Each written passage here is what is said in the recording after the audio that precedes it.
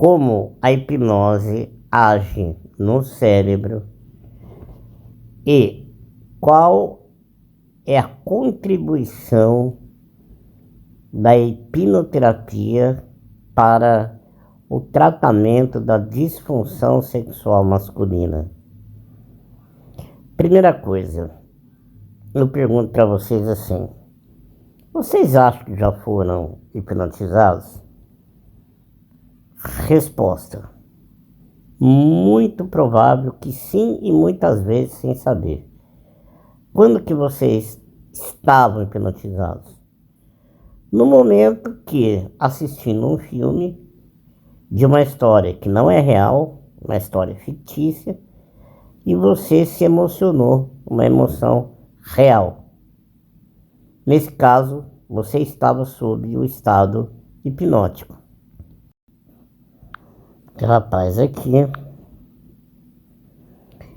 e ele vai ilustrar aqui pra gente que eu tenho aqui o cérebro, mais partes das conexões nervosas, aqui sendo representadas por esses fiozinhos aqui coloridos, azuis, vermelhos e tal.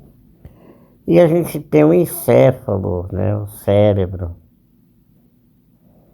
Tem aqui o encéfalo, tá certo? Bom, o que acontece? Essa região do cérebro, que é chamada córtex frontal,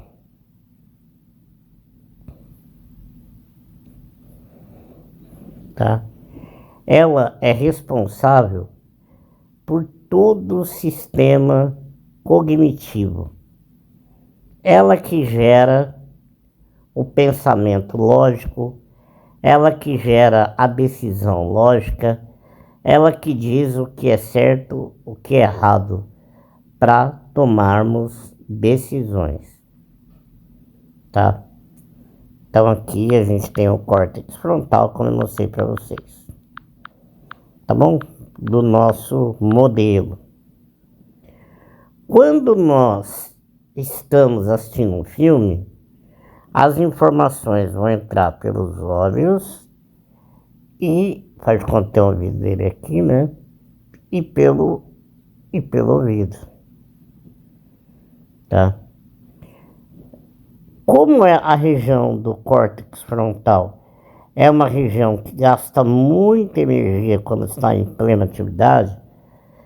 Pensa aquele dia que você fez uma prova de matemática, gasta muita energia, a ponto de dar fome quando a gente estuda. Principalmente vontade de comer comida doce, quando a gente está em plena atividade com o córtex frontal. Sendo assim, enquanto nós assistimos um filme, qual é a região que está mais em atividade? É o occipital, é responsável pelas imagens, pelos sons.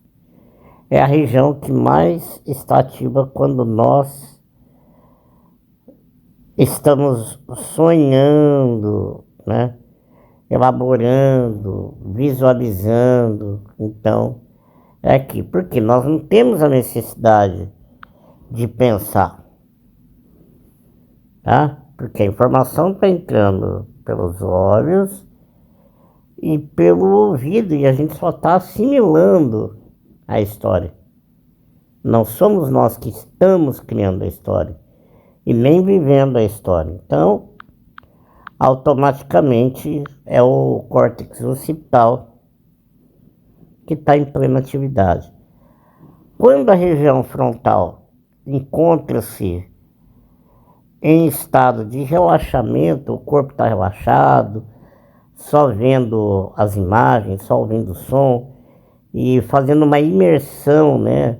Entrando na história, consumindo a história, automaticamente essa região que gasta muita energia, então um gasto energético muito grande em alta atividade, ela acaba fazendo o quê? Ela vai desativando para economizar energia. tá? Então as atividades vão diminuindo aqui a ponto de desativar, ficar bem relaxado, tá? Então essa região aqui, quando a gente está entregue, imerso numa atividade que não está usando ela, ela vai perdendo a sua atividade, vai relaxando e fica bem tranquila. Sendo assim, tudo que acontece na história